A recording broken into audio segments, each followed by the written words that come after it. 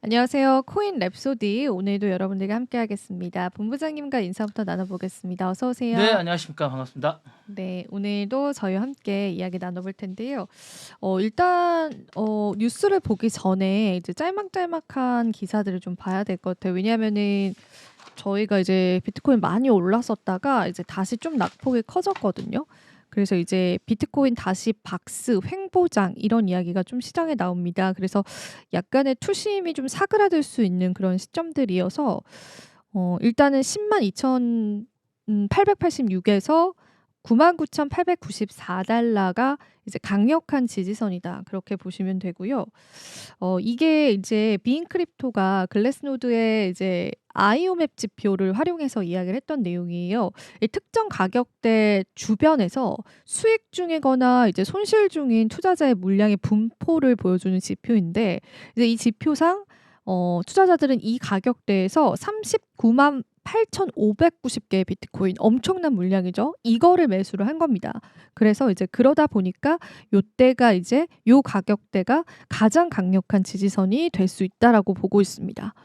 장기 보유자들이 수익 실현에 이제 나설 경우에 이제 이게 다시 지지선을 깨고 10만 달러까지는 내려올 수 있다고 보고 있는데 사실은 장기 투자자가 매도를 이제 급하게 할 것 같지는 않거든요. 이제 다른 분위기들을 보면은. 그래서 요거는 이제 일단 여러분들이 이제 이런 지지선이 글래스노드를 통해서 언급이 됐다. 그렇게 이제 보시면 될 것 같고 어 지금 제가 시세를 이제 그럼 보여드릴게요. 일단 공포 탐욕 지수가 80 쪽에 가까웠는데 그게 이제 70으로 조금 내려왔고 비트코인의 가격 차트를 좀 봐야 됩니다.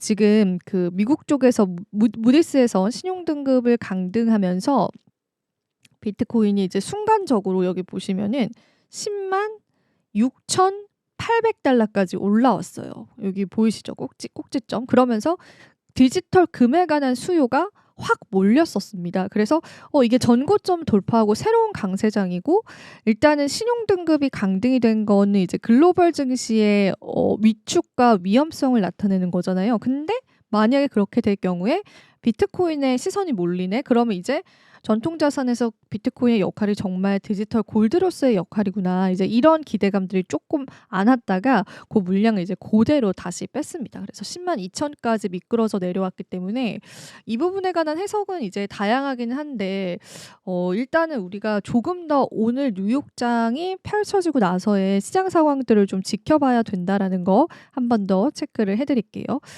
그리고 이더리움은 이제 더 많이 떨어졌어요. 근데 이제 그간 더 많이 올랐던 부분들도 있었기 때문에 그 충격을 받은 것 같고 오히려 이제 무디스 신용 등급 강등이 여러분들도 이제 오늘 하루 종일 뉴스를 통해서 확인해 보셨겠지만은 언제 나왔냐면은 뉴욕 증시 끝나고 나왔어요. 근데 그 끝나고 나와서 나스닥 선물 지수가 조금 반응을 해줬거든요. 근데 이제 그러면서 비트코인이 이제 단기적인 반등을 했다가 쭉 미끄러지는 게 좀 확인이 됩니다. 그래서 그 부분을 여러분들이 살펴보시면서 시장 흐름들 보시면 좋을 것 같고요.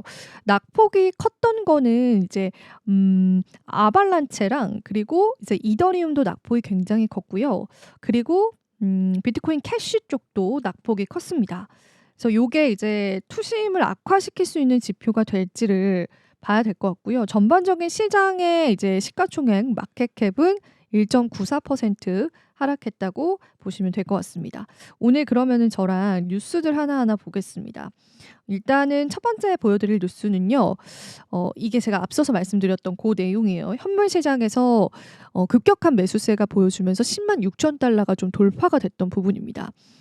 온체인 분석인 글래스노드 같은 경우에는 코인베이스 내에 있는 비트코인의 매수세가 4,500만 달러를 도달한 사실을 좀 지목을 하면서 비트코인에 대한 현물 시장의 수요가 파생 상품 시장을 크게 상회하고 있다라는 겁니다.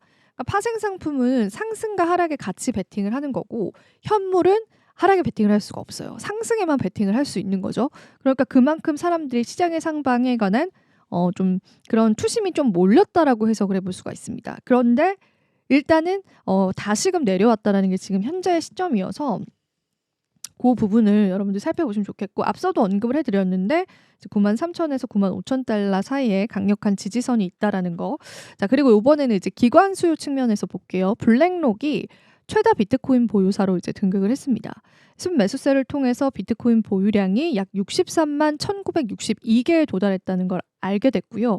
세계 최다 비트코인 보유사로 기록이 됐습니다. 현물 ETF IBIT가 16일에도 1억 2,973만 달러의 순매수세를 기록을 했고요. 블랙록의 비트코인 보유량은 비트코인 시장 유통량의 약 3%를 달성했다고 보도했습니다.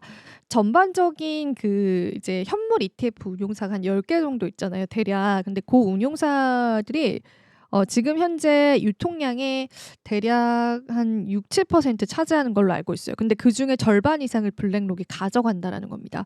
그만큼 이제 블랙록이 스트레티지 못지않은 거대 기관으로서의 시장의 움직임을 담당하는 그런 이제 하나의 큰 고래가 된 겁니다. 그래서 이제 뭐 물론 IBIT의 흥행성 때문에 비트코인을 매입해야 하는 그런 전략들도 있겠지만 이제 그만큼 우리에게는 강력한 고래가 생겼다. 이런 의미로 시장에서 좀 받아들여진다라는 거 체크해 드리도록 하고요. 그리고 이제 영국 쪽에서 2026년부터 이 암호화폐 기업들이 고객 데이터 보고 의무화를 실시를 하게 됐어요. 그래서 영국 내에 있는 모든 암호화폐 기업들의 고래래요. 자꾸 고래라고 하니까 고객 거래 데이터를 보고해야 한다고 이제 발표를 했고 지금 이제 최근에는 이제 저희가 뭐 조기 대선 때도 공약으로 암호화폐 공약도 많이 나오지만 OECD 국가들의 이제 암호화폐 과세 관련해서 이야기를 하거나 뭐 법 제정 관련해서 이야기하면은 이런 주요 국가들도 계속 암호화폐에 관련한 그런 법안들을 계속 수정하고 논의하고 있는 그런 상황이에요. 그래서 이제 영국도 이제 암호화폐 관련해서 세금 구축이 보다 좀 빠르게 됐던 그런 국가였었죠. 그래서 요런 부분들이 좀 추가가 됐다고 보시면 되고 그만큼 이제 주류 자산으로 지금 현재 자리매김을 했고 뭐 시장에 나온 지 이제 20년도 안 된 자산이다 보니까 여러 가지 또 시장 상황들을 살펴보면서 이제 법이 이제 생겨나는 부분들이 있습니다. 저희가 그 과도기에 좀 있다라고 보시면 되고 요거는 이제 하나의 뉴스로 여러분들 소화해 보시면 좋겠습니다. 그리고 요거는 이제 또 이제 재미난 기사가 나와서 오늘 가지고 왔는데요. 블룸미디어 기사였습니다. 그 도널드 트럼프 미국 대통령이 추진 중인 이민자 송금세 법안이 암호화폐 수요를 자극시킬 수 있다라는 전망이 좀 나왔습니다. 이 비시민권자가 해외로 보내는 송금에 5% 세금을 부과하는 그런 내용이에요. 예를 들면은 이 미국 내에 있는 그 이민자들, 비시민권자들이 해외로 만약에 송금을 보내 그러면은 거기에다가도 세금을 매기겠다는 겁니다. 그래서 이제 비트코인닷컴에서는 이제 뭐 트럼프 대통령이 워낙 이제 과세, 관세 요런 부과에 관해서는 시장에서 다양하게 지금 만지고 있는 상황이잖아요. 근데 비트코인닷컴에서는 이게 법안이 통과가 된 건 아니거든요. 근데 만약에 통과가 되면은 미국 내 약 4천만 명의 송금자에게 영향을 줄 수 있다라고 이제 통계치를 내봤고요. 이런 해당 송금은 다양한 비자 소지자들이 본국 가족을 부양하기 위해서 보내는 그런 돈입니다. 뭐 예를 들자면 이제 미국에서 돈을 벌고 본인의 가족들에게 보내는 돈인 거죠. 우리가 외국인 노동자분들이 우리나라에서 이제 노동을 하셔서 이제 돈을 벌고 가족들한테 송금을 하잖아요. 근데 요런 송금에마저도 5% 세금 부과하겠다라는 그런 내용입니다. 사실 이 법안 자체의 비판은 너무나 많아요. 너무나 부당하다라고 강하게 지금 반발을 하고 뭐 시위 같은 것도 나오고 있는 상황인데 일단 멕시코 쪽에서 이제 멕시코 분들이 이제 미국으로 오셔서 돈을 벌어서 이제 송금을 많이 해요. 근데 2024년 멕시코로의 송금 규모가 무려 640억 달러가 넘어선 수치입니다. 그래서 여기에다가 만약에 5% 세금을 다 부과하겠다. 그럼 연간 30억 달러가 세금으로 징수가 될 수 있다라는 거예요. 그래서 여기서 포인트는 그러면은 은행이 아니라 다른 시스템으로 송금을 하겠네. 여기서 우리는 힌트를 얻을 수가 없죠. 암호화폐 거래를 사용할 가능성이 너무나 크다라는 겁니다. 제가 예전에 이제 테더 설명을 드리면서 이런 예를 드린 적이 있어요. 만약에 제가 할머니가 돼서 손자가 미국에서 유학을 하고 있어. 그럼 저는 용돈을 USDT로 줄 것 같다. 테더로 줄 것 같다. 왜냐하면은 이제 거래하는데 필요한 은행 수수료도 안 내도 되고, 그리고 이제 환전 수수료도 그냥 그 거래소에서 달러로만 바꾸면 되기 때문에 비교적 굉장히 저렴하게 보낼 수 있기 때문에 암호화폐 지갑을 통해서 충분히 나는 보내겠다라고 제가 얘기했던 적이 있었던 것 같아요. 그러니까 그런 상황들이 이제 멕시코 사람들한테 펼쳐지게 된다는 거죠. 그래서 이제 자가 보관 지갑은 이제 중개자 없이 법안의 대용 대상이 아니라며 암호화폐 사용이 세금 회피 수단이 될 수 있다라고 강조를 했습니다. 근데 이 부분에 이제 양날의 검인 거죠. 암호화폐 거래를 사용을 하게 됐을 때는 요거는 이제 뭐 자금 탈세나 세금을 회피하기 위한 거야라는 그런 또 이야기도 좀 나오기 때문에 실제로 미국 내에서는 암호화폐로 월급을 받는 그런 사례들이 종종 있거든요. 그래서 그 부분에 따른 이제 미국 국세청에서 그럼 그거를 이제 소득으로 잡아야 되니까 요거에 대해서 이제 규명을 하고 거기에 세금을 매기기 위한 그런 법안들도 좀 나와주고 있습니다. 근데 이제 요지는 송금세 법안 때문에 다른 우회 경로를 통해서 송금을 하게 될 텐데 그 대안이 암호화폐가 될 수 있다는 거죠. 만약에 이런 법안이 실제로 통과가 되면은 암호화폐 수요 증가라는 부수적인 효과를 낳을 것으로 보이고요. 암호화폐 관심 없던 이제 그런 시민들도 이 암호화폐라는 걸 송금 시스템을 통해서 사용을 하게 되면서 암호화폐 시장에 관한 관심을 또 가질 수 있고 추가 투자로 이어질 수 있다는 거죠. 근데 일단은 미국 내 정책 환경과 규제 추이에 따라서는 이제 분명히 바뀔 수 있고 저는 약간은 타당한 그런 의견이라고 생각을 합니다. 근데 이제 이민자 송금 법안 요게 또 시장에서 굉장히 뜨거운 화두가 됐고 여기에 관한 반사 이익을 암호화폐 시장이 받을 수 있다. 그런 관점에서 보시면 되겠습니다. 자, 그리고 요거는 이제 우리가 무디스 신용등급 강등이다라고 하는 뉴스를 오늘 이제 글로벌 시장에서 받았잖아요. 근데 이제 중국이 미국의 국채 보유액을 189억 달러 줄이면서 3위로 이제 밀려났다고 이제 전망을 했는데 사실은 두 번째 국가였어요. 제일 많이 미국 국채 보유한 게 일본이었고요. 두 번째가 중국이었습니다. 제가 지금 3위가 갑자기 생각이 안 나는데 테더도 상위에 포함이 되어 있죠. 테더라는 기업도. 근데 국가적으로 보면은. 근데 일단은 지금 무디스 신용등급이 강등이 되면서 미국에 관한 신용등급이 없어요. 그러면은 사람들이 미국의 국채에 관한 가치를 덜 매기겠죠? 그러면서 미국 국채 수익률이 또 올라가는 현상이 나옵니다. 그러면서 이제 그 미국 국채에 관한 수요가 줄어들게 돼요. 근데 미국은 계속 돈을 찍어내서 이 재정 적자를 메꾸기 위해서 돈을 찍어내고 그 돈을 찍어낸 그 빈 공간을 메꾸기 위해서 국채를 발행해서 또 팔아야 되는 거고 약간 이런 좀 순환을 겪고 있는 상황에서 이게 이제 그런 식으로의 시장 악재가 될 수 있다고 보는 거고요. 그리고 이제 중국이 미국 국채를 계속 줄이고 있다라는 건 우리가 많은 지표를 통해서 그동안 확인을 했습니다. 그리고 만약에 미국이 중국에게 무역 압박을 할 경우에 중국 측에서는 분명히 이 국채를 줄이는 그런 카드를 쓸 수 있다. 그렇게도 얘기를 했고 일본도 얼마 전에 미국의 국채량을 줄인 것으로 알려져 있어요. 근데 이제 공식적으로 당연히 발표하진 않았습니다. 미국과의 우호국이기 때문에 그거는 좀 힘든 부분들이 있겠죠.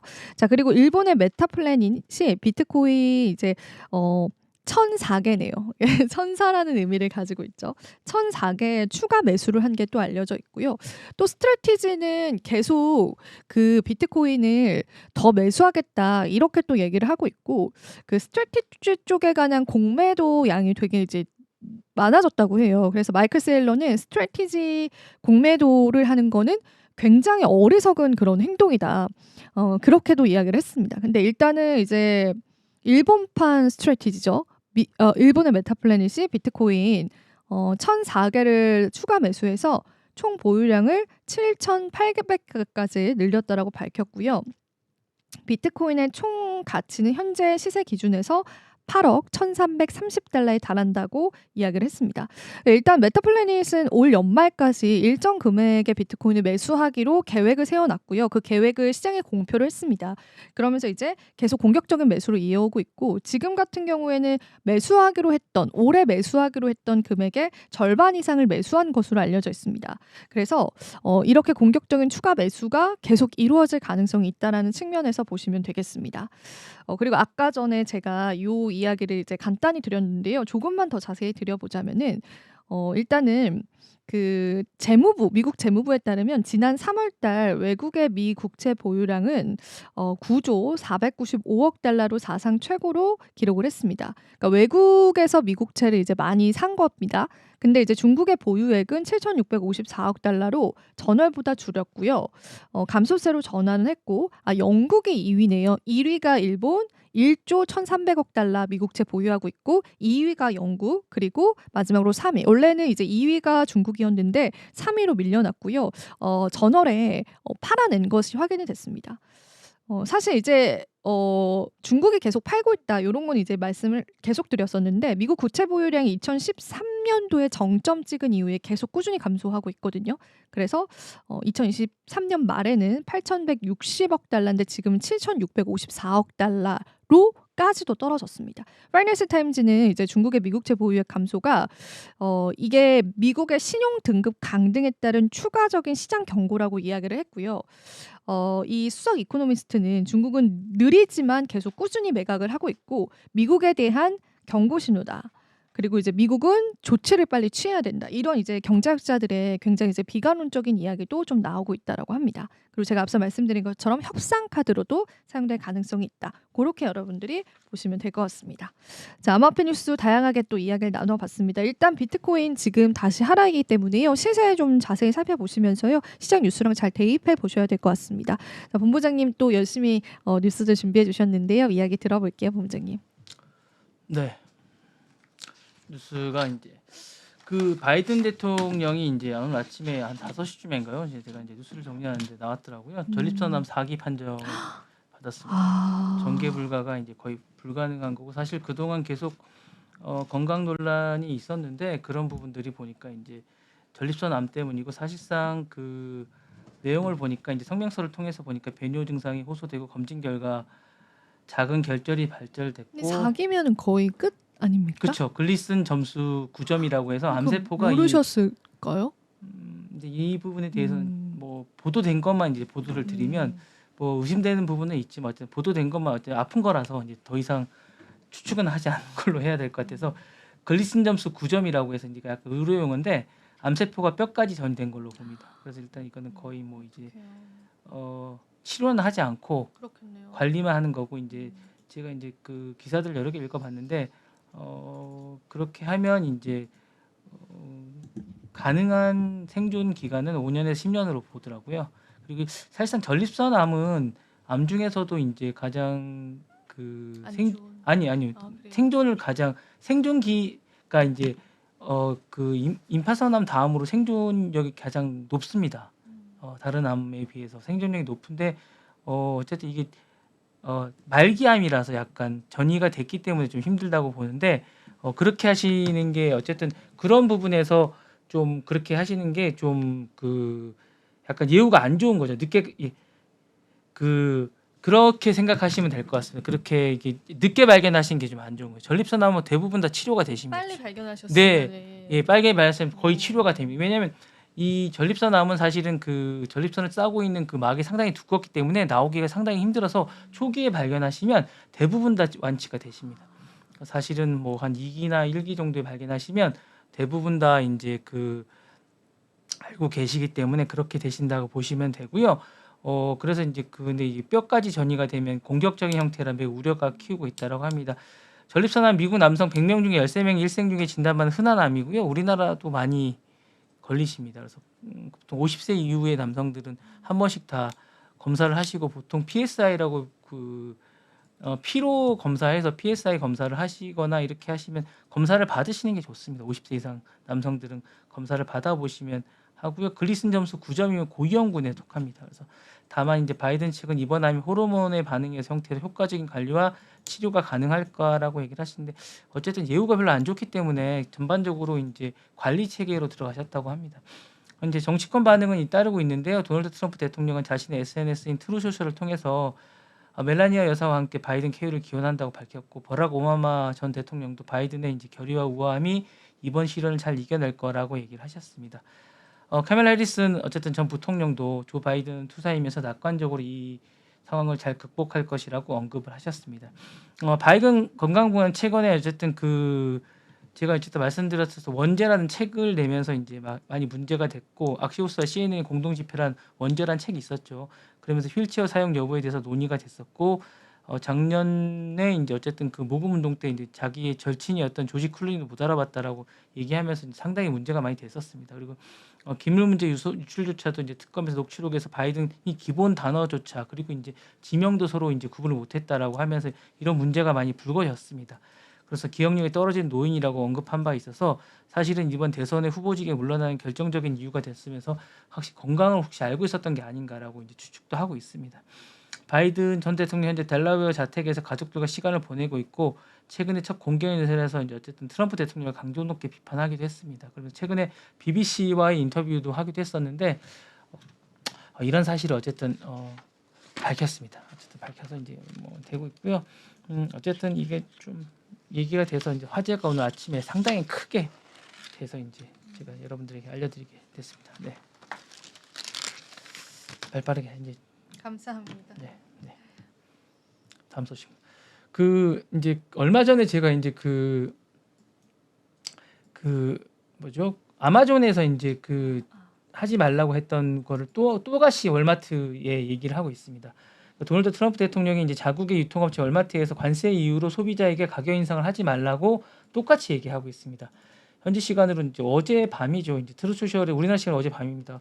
월마트 가격 인상의 책임 전가를 하지 말아라고 올렸습니다. 중국산 제품에 대해서 월마트가 이제 가격 인상을 하려고 하는 조짐을 보이자 월마트는 작년 한 해 예상보다 훨씬 많은 수익을 실제로 올렸습니다. 그래서 소비자에게 그 부담을 넘길 생각을 하지 말아라라고 얘기를 하고 나도 지켜볼 것이고 소비자들도 지켜볼 거다라고 이제 경고 메시지를 했고요. 이 앞서 월마트 재고 재무 책임자인 존 데이비드 레니는 CNBC와 인터뷰에서 미국산 수입품에 부과되는 관세가 여전히 높아 이르면 이달 말부터 일부 품목에 대해서 가격 인상이 불가피하다라고 이제 인터뷰가 나온 직후에 이런 발언을 했습니다. 미국과 중국은 최근 스위스 제네바에서 열린 고급 회담에서 이제 관세율을 90일간 각각 115% 높이는 거에 합의를 했지만 여전히 중국산 제품에 대해서 일부분에 대해서는 고율 관세를 유지하고 있습니다. 그러다 보니까 이제 이게 불가피한 면이 좀 있다고 합니다. 그러다 보니까 이제 대통령이 이제 전날 요거에 대해서 얘기를 하고 있고요. 그러다 보니까 이제 대통령이 물가가 많이 올라간다라는 거하고 이제 경제 성장이 많이 안 되는 부분에 대해서 이제 본인이 컴플렉스를 많이 갖고 있어요. 그러다 보니까 최근에 이제 중동 방문에 대해서도 본인이 필요 이상으로 너무 많이 성과를 해서 이 부분이 중복이 됐다라고 얘기하는 부분이 상당히 많습니다. 뭐 보잉 계약이라든가 원전 계약이라든가 이런 부분들이 중복 계약이 됐다는 얘기가 상당히 많이 나오고 있고 이래서 예민한 부분이기 때문에 이 부분에 대해서 이제 트럼프가 예민합니다. 그래서 트럼프 대통령이 이제 전날 방송 폭소와 인터뷰에서 내가 협상에 나서지 않았다면 중국이 이미 파탄에 나섰을 거라고 얘기를 하면서 기존 관세 정책이 중국의 효과적인 압박 수단이었던 걸 재차 강조하면서 월마트가 아마 가격을 올리게 되면 되게 세금이라든가 이런 데 압박을 아마 받게 되지 않을까라고 하면서 아마 이 부분을 올리지 못할 것 같습니다. 제가 볼 때. 계속 돈 올리지 말아라 이런 거죠. 너네가 떠안아라 이런 그쵸. 거죠. 예, 안 떠안으면 세금이나 다른 쪽에서 아마 인플레이션도 신경 써서 그럴 것 같아요. 네, 그쵸? 예, 이 부분에 수치도 그리고 이번에 뭐 경제 성장이나 그러니까 최악의 경제 그러니까 성장 최악이고 자꾸 그러니까. 그래서 이제 그 부분에 대해서 많이 내년에 어쨌든 중간 선거가 있기 때문에 이 부분에 대해서 이제 본인이 이 부분은 어쨌든 중간 선거까지 뭔가를 해야 될 것 같은 그런 생각입니다. 안 그러면 탄핵당할 것 같은데요. 너무 강압적인 네. 거죠, 그죠? 네, 그럴 것 같습니다. 이번 사안은 관세 부담을 누가 질 것인가를 놓고 그러니까. 정부와 기업 간의 이제 시각차를 보여주는데, 기업들이 지게 생겼네요. 네, 기업들이 져야 될 것 같습니다.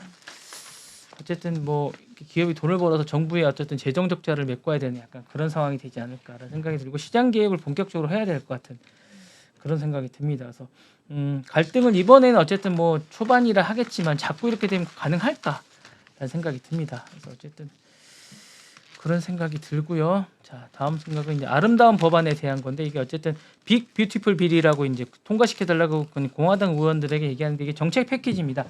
경제 철학과 감세 공약과 예산 구조 재편을 모두 녹아 있는 어쨌든 턴키 방식이었던 딜인데요. 이게 2017년에 트럼프 재임 당시에 통과시킨 어쨌든 세금 감면 및 일자리 창출에 관한 뭐 일몰 조항을 연장하는 것입니다. 이 법은 사실은 2025년 말로 자동 종료될 법인데 어떤 법이냐면 이런 겁니다. 한마디로 이제 민간 싱크텍에서 이제 텍스 파운드 텍스라 따른 건데 2034년도까지 정부 세수를 무려 4조 달러 감소시키는 법안입니다. 그래서 세금을 감면하고 일자리를 창출하는 건데 좋습니다. 좋은 건데 4조 달러나 세금이 감소되기 때문에 이를 보존하기 위해서는 공화당 지도부나 메디케어라든가 메디케이드랑 사회보장제도를 삭감하고 바이든 정부 때 했던 인플레이션 감축법이라든가 IRA 뭐 친환경 세제를 대폭 줄이는 걸 해야 되기 때문에 사실 이게 많은 사람들한테 돌아가는 어떤 복지 혜택을 감수해야 되기 때문에 이게 어쨌든 엇갈립니다. 이렇게 하다 보면 표가 떨어집니다.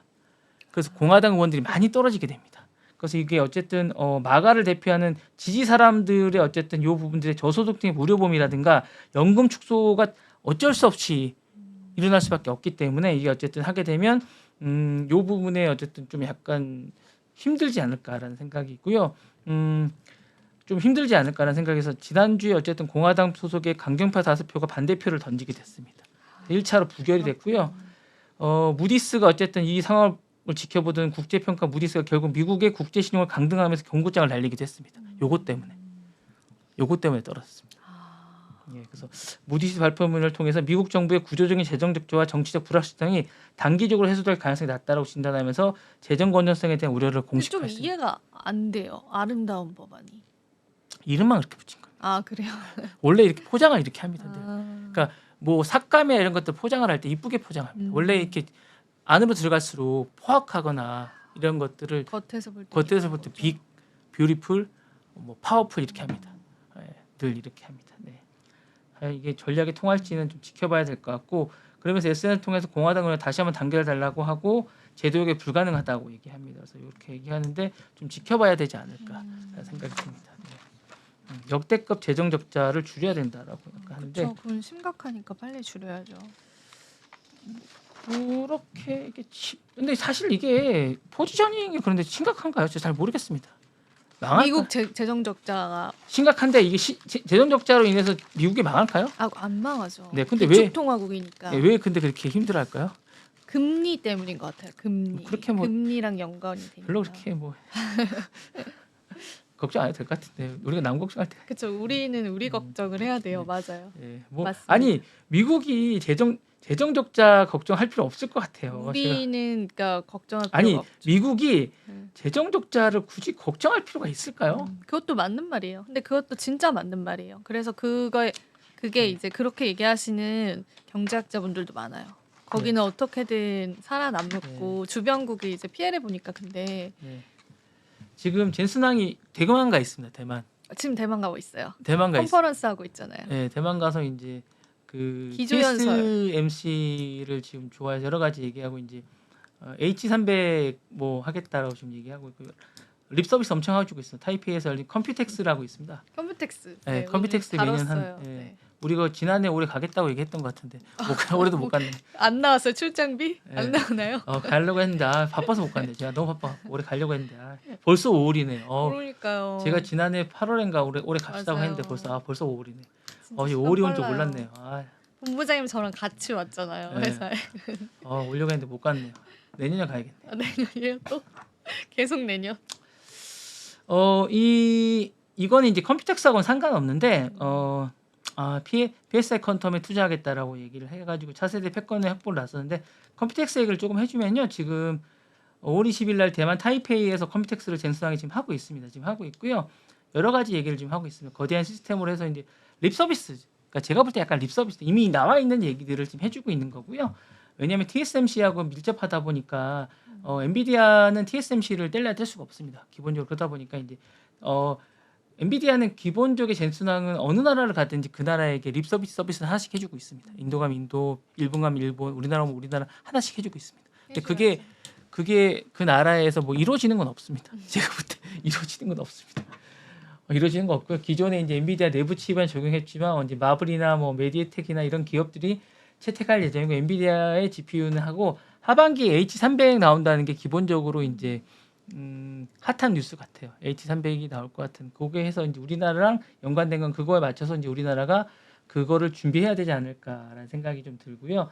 2026까지 기술 지배력이 좀 있을 것 같은 생각이 들고 다만 제가 이제 엔비디아 최근에 좀 요구하고는 상관없이 퀀텀에 투자한다는 거고요. 요 얘기는 좀 말씀을 드리면 퀀텀 PSI 퀀텀에 75억 달러 추가하겠다라고 계획을 세우고 있습니다. 그래서 차세대 컴퓨팅에 대한 것들을 하겠다는 생각을 갖고 있는 것 같아요. 요 얘기는 제가 좀 말씀을 드리면 20년 뒤에나 이제 상용화 될 거라고 하면서 이제 투 트랙으로 가는 것 같습니다. 그래서 이런 거 양자 컴퓨터를 하면서 요 얘기를 하고 있는 것 같고 이걸 하면서 이제 투 트랙으로 가고 있는 것 같고 다만 이제 엔비디아가 지금은 주가가 좋은 것 같은데 최근에 이제 엔비디아가 약간 투 트랙을 하고 있는 것 같아요. 제가 이제 약간 보면 왜냐하면 빅테크들이 주요 고객이거든요. 엔비디아의 GPU의 주요 고객인데 빅테크들도 이제 엔비디아가 너무 비싼 거예요.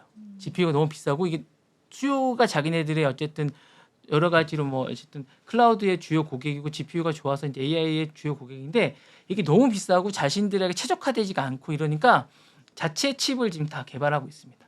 그러니까 2, 3년 내에는 이 엔비디아를 안 쓸 것 같아요.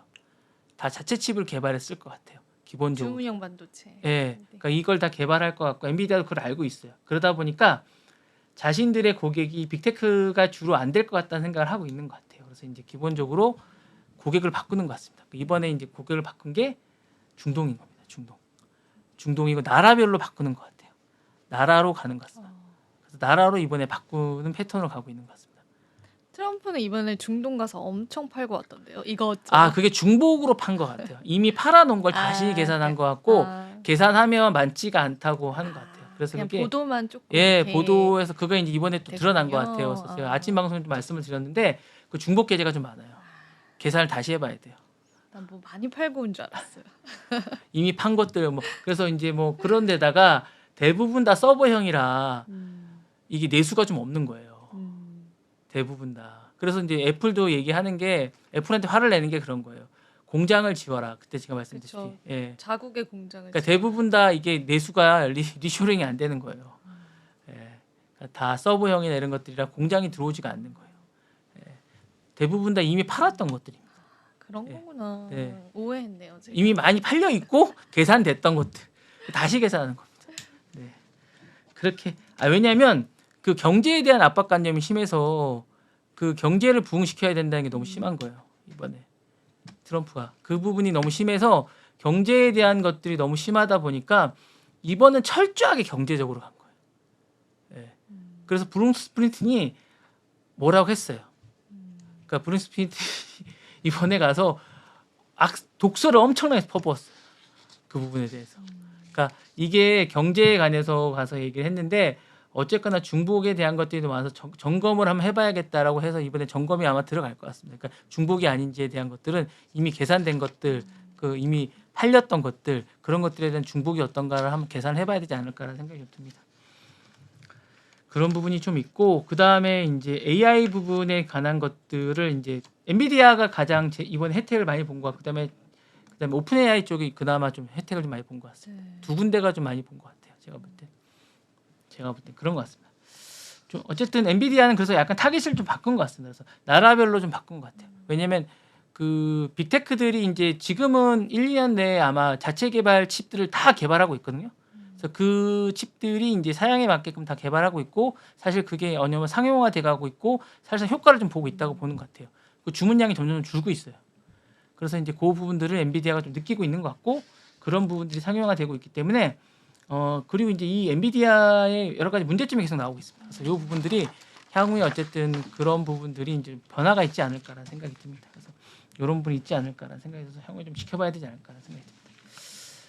이 퀀텀 투자는 하겠다는 거고 이제 어쨌든 이 향후에 좀 더 많은 것들 양자 컴퓨터하고 자신들의 이제 이 GPU가 상극인데 요것들을 투 트랙으로 하겠다는 생각을 좀 하고 있는 것 같습니다. 네, 그렇습니다. 다음 소식. 엘튼 존이 저작권 관련해서 이제 이 생각을 하는 것 같아요. AI가 내 컴퓨터를 해서 작심 발언을 좀 하고 있는 것 같고 무단 사용을 정부에 대해서 강하게 비판하고 있습니다. 해당 정책이 시행되면 정부 상대로 법적 대상을 나서겠다라고 하고 있는데 오른쪽에 보시면 BBC와 이제 인터뷰에서 이런 이야기를 했습니다. 그래서 AI 기업들이 예술가들의 음악글, 이미지 등을 사전 동의 없이 이제 사용하는 것에서 고도의 절도 행위라고 얘기하면서 이를 방치한다면 이제 창작자들의 생계를 심각하게 위협하게 있겠다라고 얘기를 하고 있는데 이게 이제 어떻게 보면 이게 보통 이제 그거하고 비슷한 것 같아요. 이제 음악자들이 이제 음악의 음원을 이제 CD에서 MP3로 넘어갈 때 한번 있었던 약간 이거하고 좀 그 비슷한 것 같습니다. 과도기 같은 거예요. 예, 그거하고 비슷한 듯한 느낌입니다. 그래서 이 부분은 이제 어쨌든 좀 개정안에서 이제 뭔가 좀 있어야 될 것 같은 그런 생각입니다. 뭐 그 저작권에 대한 개정법이 좀 있어야 될 것 같고요. 도움이 될 경우 검토해 보겠다라고 얘기했는데 어쨌든 이게 기술과 싸울 자원이 없다라고 얘기를 하면서 젊은 예술가들이 이러한 결정은 창작산업의 미래를 송두리째 훼손하는 것이라고 이제 얘기하고 있고 이 정부가 이거 정책을 강행한다면 끝까지 싸우겠다라고 얘기하고 있습니다. 그래서 이미 그때 한번 넘어갈 때 LP 판이나 요 음악에 대한 저작권이나 그렇게 할 때 상당히 그때도 많은 것들을 뺏겼어요. 사실은 그때도 음악에 대한 것들을 음악 창작자들이 상당히 많은 것들을 음악에 대한 것들을 상당히 많이 뺏겼습니다. 그 음악 라이센스나 이 저작권에 관한 것들이 철저하게 많은 것들이 이제 되지 않으면서 저작권인 것들이 많이 안 되면서 상당히 많이 뺏겼는데 요 부분도 빨리 돼야 될 것 같아요. 저작권 라이센스나 이런 것들이 되면서 좀 많이 돼야 될 것 같아요. 이게 빨리 정립이 되면서 여기서 어떤 창작자들이 자신의 권리나 이런 것들을 빨리 찾아야 되지 않을까. 이게 AI 쪽의 어떤 권리나 이런 것들이 정립이 빨리 돼야 될 것 같습니다. AI의 어떤 창작 권리에 대한 어떤 어디에서 어떤 권리를 어떻게 찾을 건지에 대한 권리가 빨리 정립이 돼야 될 것 같아요. 제가 볼 때. 혼재됐는데 예, 분명히 권리는 있을 거거든요. 이 부분에 대해서 어떻게 찾을 것인가에 대한 권리를 어떻게 찾아야 될지 좀 있을 것 같습니다. 진짜 시대가 많이 변하네요. 네, 그렇습니다. 아나운서들도 목소리 권리를 어떻게 찾을지 권리가 좀 있을 것 같습니다. 목소리 권리. 예. 아 그리고 이제 이게 AI 칩 수출을 미국이 하잖아요. 중국에 이게 어쨌든 부메랑으로 돌아올 것 같다라고 이제 얘기를 좀 하고 있습니다. 사실 중동에 어쨌든 엔비디아나 뭐 오픈 AI들이 칩을 파는데 이게 위험한 도박이 될 거라고 얘기를 해요. 왜냐하면 실질적으로 이제 중동이 화웨이나 이런 쪽에 사실상 많이 친하다고 얘기를 합니다. 그러면서 이제 AI 기술 안보 관리가 본격적으로 정치 의제로 떠오르고 있다면 실제로 이제 5월 15일 날 보면 하원에서 GPS 추적기를 달자고 얘기를 하고 있습니다. 그러면서 이제 공화당의 풀 후이젠가 하원 의원은 성명을 통해서 수출 통제를 무력화하는 불법 유통을 차단하지 않으면 첨단 기술이 적대국에 들어갈 수 있다라고 강조하고 있고요. 그래서 이제 공동 발의를 통해서 이제 물리학자 출신으로 이제 빌 포스트 의원이 유출을 하는 약간 자살 문제라고 하면서 사우디아라비아 아랍에미리트에 수십억 달러의 칩을 계약했는데 엔비디아 칩에 어쨌든 이 부분에 대해서 어쨌든 칩에 뭔가를 달자 이렇게 얘기를 하고 있습니다. 그래서 이걸 기술 패권을 하기 위해서는 뭔가 칩을 넘기기 위해서는 뭔가 칩에 뭔가를 달자 번호나 이런 것들을 해서 뭔가를 달아야 된다라고 추적할 수 있는 방안을 마련하기 위한 중이라서 칩 보안법을 마련하자 이렇게 얘기하고 있습니다. 사실상 이걸 의심하고 있는 거죠. 예. 제가 볼 때는 뭐 충분히 합리적인 의심이라고 생각합니다. 네. 네. 제가 준비한 건 여기까지고 시간 예상한 시간보다 좀 넘겼네요. 너무 재밌게 하느라 그러셨죠. 아 재미없습니다. 왜 재미없습니까? 알겠습니다. 네. 저희 랩소디는 그럼 오늘 여기서 또 인사드려 보겠습니다. 여러분 오늘도 시청해 주셔서 고맙습니다. 감사합니다.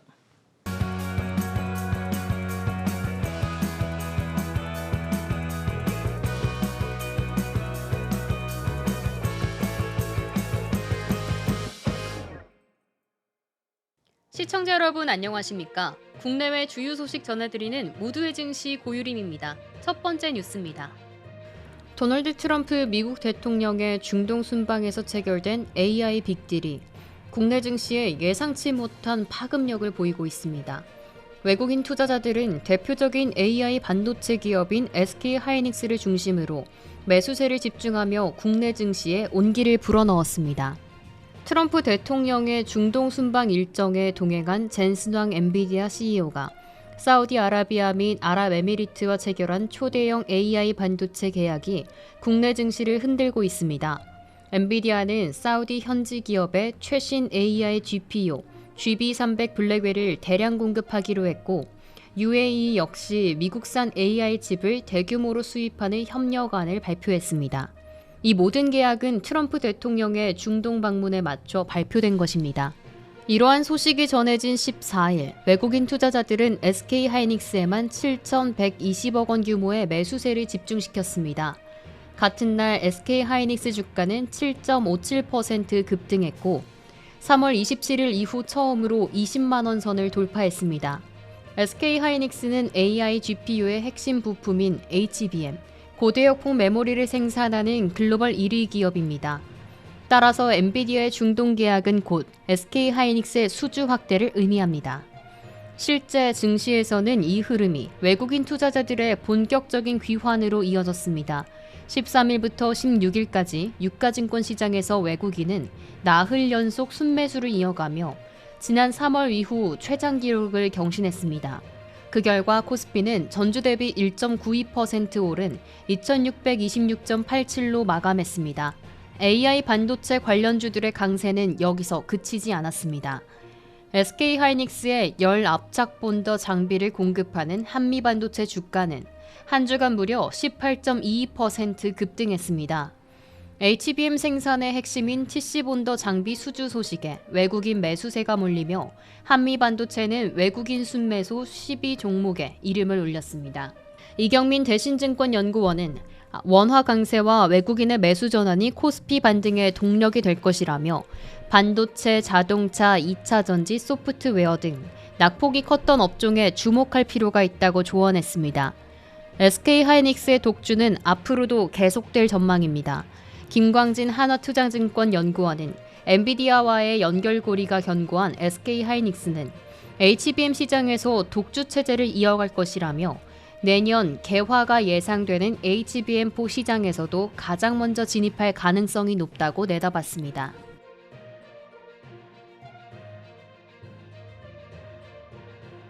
두산에너빌리티가 한국수력 원자력을 상대로 제기한 입찰 참가제 자격 제한 처분 취소 소송에서 법원이 두산의 손을 들어줬습니다. 대구지방법원은 지난 14일 두산에너빌리티의 입찰 참가 자격을 제한한 한수원의 처분에 대해 부당하다고 판단하며 이를 취소하는 판결을 내렸습니다. 이로써 두산에너빌리티는 최대 6개월간 이어졌던 공공사업 입찰 제한이라는 족쇄를 일단 벗게 됐습니다. 사건의 발단은 2020년으로 거슬러 올라갑니다. 한빛원전 5호기 정기 검사 당시 원자로 헤드 관통관이 니켈 합금이 아닌 스테인리스 강으로 잘못 용접된 사실이 드러났습니다. 이에 원자력안전위원회는 2024년 2월 한국수력원자력에 18억 원의 과징금을 부과했습니다. 한수원은 이 잘못에 대한 책임이 시공사인 두산에너빌리티에 있다고 판단하고 2024년 3월 두산에 대해 국가계약법상 입찰 참가자 자격 제한 처분을 내렸습니다. 그러나 두산에너빌리티는 문제는 협력업체의 실수였으며 법인 차원의 고의는 없었다고 반박하며 같은 달 법원에 처분 취소 소송과 집행정지를 신청했고 집행정지는 인용되었습니다. 이와 관련해 검찰은 2021년 두산에너빌리티를 원자력안전법 위반 혐의로 기소했지만 2022년 1심과 2023년 2심 모두 무죄 판결을 받은 바 있습니다. 사법부는 용접 오류가 하청업체 직원들과 현장 작업자들의 문제이지 두산에너빌리티의 고의적 행위로 보기 어렵다고 판단했습니다. 이번 행정소송에서도 이러한 맥락이 반영된 것으로 보입니다. 두산에너빌리티는 공공사업 참여 자격을 회복함으로써 경영 불확실성에 큰 고비를 넘게 됐습니다. 한편 한국수력원자력은 현재 판결문을 분석 중이며 항소 여부를 검토하고 있는 것으로 전해졌습니다. 항소가 이뤄질 경우 이번 사안은 다시 한번 법정에서 진검승부를 벌이게 됩니다.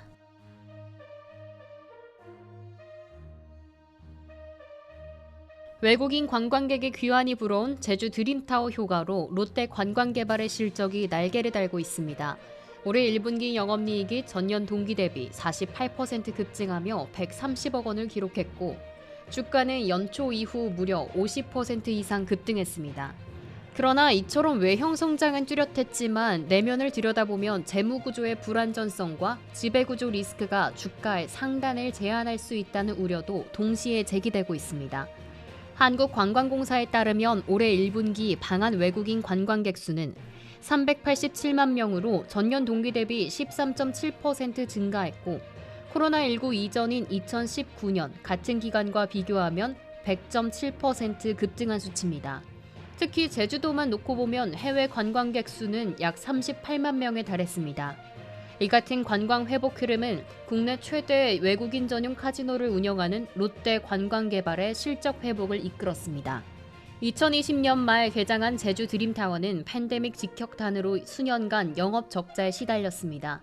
2020년부터 2023년까지 연속된 영업 손실은 누적 3,800억 원이 넘었지만 팬데믹 종료와 외국인 무사증 입국 확대, 특히 중국인 VIP 수요 회복이 실적 반등의 전환점이 됐습니다. 지난해 연간 영업이익 390억 원을 달성하며 6년 만에 흑자 전환에 성공했고 올해 1분기 역시 호실적이 이어지고 있습니다. 하지만 겉만 반짝이는 이 성장세 뒤에는 무거운 부채와 약한 지배구조라는 두 개의 복병이 도사리고 있습니다. 드림타워 개발 당시 발생한 막대한 차입금의 여파는 지금도 이어지고 있으며 지난해 롯데관광은 이자 비용 포함 금융 비용으로만 1,673억 원을 지출했습니다. 올 1분기 기준 부채 비율은 639%에 달하며 순이익 흑자를 내려면 연간 매출이 6천억 원을 넘어야 한다는 분석도 있습니다. 1분기 매출이 1,219억 원인 점을 고려하면 매분기 20% 이상의 매출 상승이 요구되는 셈입니다. 여기에 지배구조 리스크도 부담입니다. 현재 김기병 회장 등 특수 관계인의 합산 지분율은 37.95%에 불과하며 이 중 41.57%는 담보나 대차 계약이 설정돼 있습니다. 아들 김한준 사장에게 지분 승계가 완료되지 않은 상태이며 2,300억 원이 넘는 미전환 전환사채는 향후 최대 주주 측의 지배력을 더욱 약화시킬 수 있습니다. 시장에서는 향후 유상증자나 추가 CB 발행 등 에쿼티 파이낸싱 가능성에도 주목하고 있습니다.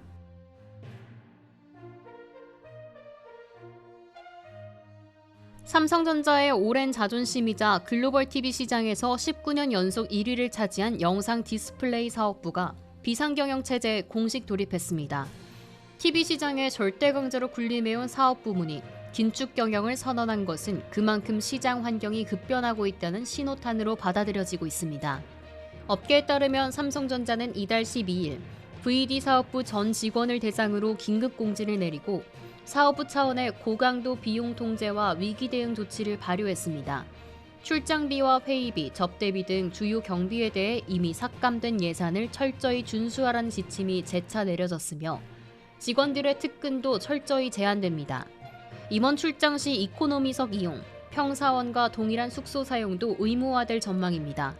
이는 단순한 비용 절감을 넘어 삼성전자 내부 전반에 극도의 위기감이 퍼지고 있다는 방증으로 해석됩니다.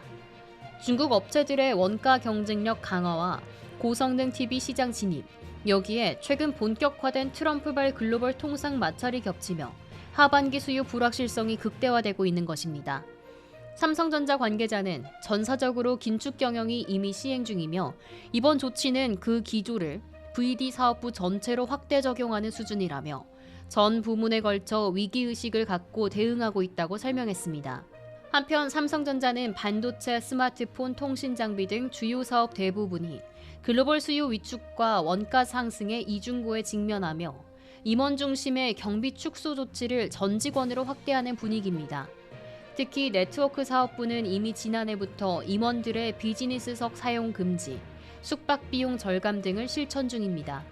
이번 VD 사업부의 긴급 대응은 삼성의 성역으로 여겨졌던 TV 사업까지 흔들릴 수 있다는 사실을 보여줍니다.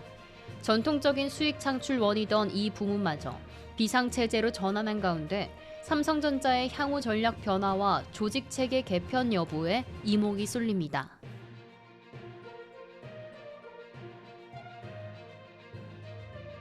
SK하이닉스가 고대역폭 메모리의 핵심 장비인 TC본더를 두 업체에 동시에 발주하며 공급망 다변화 정책을 이어가는 한편 갈등을 빚었던 한미 반도체와의 관계 개선에도 나섰습니다. SK하이닉스가 HBM 제조에 필수적인 TC본더를 한화세미텍과 한미 반도체에 동시에 발주했습니다. 한화세미텍은 385억 원, 한미 반도체는 428억 원 규모의 계약을 체결했으며 양사 모두 SK하이닉스로부터 듀얼 TC본더 그리핀 장비를 공급받게 됩니다. 공시 기준의 차이를 고려할 때 실제 수주 구매액은 비슷한 수준으로 파악되며 이번 공급 물량은 25대에서 30대 규모로 분석됩니다. TC본더는 HBM 제조 공정에서 D램 칩을 수직으로 쌓고 고정하는 핵심 장비입니다. SK하이닉스는 이 적층된 칩들 사이에 접착제 역할을 하는 MR-MUF 공정을 통해 칩을 단단하게 고정하는 데 이 공정 이전에 D램을 정밀하게 적층하는 역할이 바로 TC본더의 몫입니다. 기존에는 한미 반도체가 SK하이닉스 HBM 라인의 대부분을 차지했지만 올해부터 한화세미텍이 SK하이닉스의 퀄리피케이션을 통과하며 공급망에 진입했습니다. 지난 3월부터 장비 납품을 시작했고 이번이 두 번째 공식 수주입니다. 그러나 이 과정에서 SK하이닉스와 한미 반도체 간의 갈등이 수면 위로 부상했습니다. 공급 비중이 줄어들자 한미 반도체는 SK하이닉스 라인에 파견돼 있던 CS 유지 보수 엔지니어들을 전면 철수시키며 강경 대응에 나섰습니다. 일각에서는 전면전이라는 표현까지 나왔습니다. 이번 발주는 그간의 갈등 국면을 해소하고자 하는 SK하이닉스의 복합적 전략으로 해석됩니다. 공급망 다변화는 유지하되 기존 협력사인 한미 반도체와의 관계도 회복하겠다는 의지가 반영된 셈입니다. 실제로 SK하이닉스는 한미 반도체를 상대로 회유책과 후속 협력 방안도 함께 제시하고 있는 것으로 알려졌습니다. 한편 업계에 따르면 SK하이닉스는 올해 최대 80대 규모의 TC본드를 구매할 예정이며 현재까지 40대 수준의 발주가 결정된 상황입니다. 공급 물량은 향후에도 하나세미텍과 한미반도체가 양분할 가능성이 높은 것으로 관측됩니다. HBM 경쟁이 본격화되고 있는 가운데 SK하이닉스의 장비 발주 전략은 단순한 숫자 경쟁을 넘어선 공급망 안보와 기술 파트너십 재정비의 신호탄이 되고 있습니다.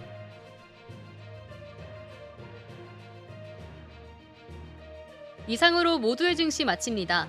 본방송에서 제공해드리는 정보는 투자 판단을 위한 조언일 뿐 해당 자산의 가치와 상승을 보장하지 않습니다. 시청해주신 여러분 고맙습니다.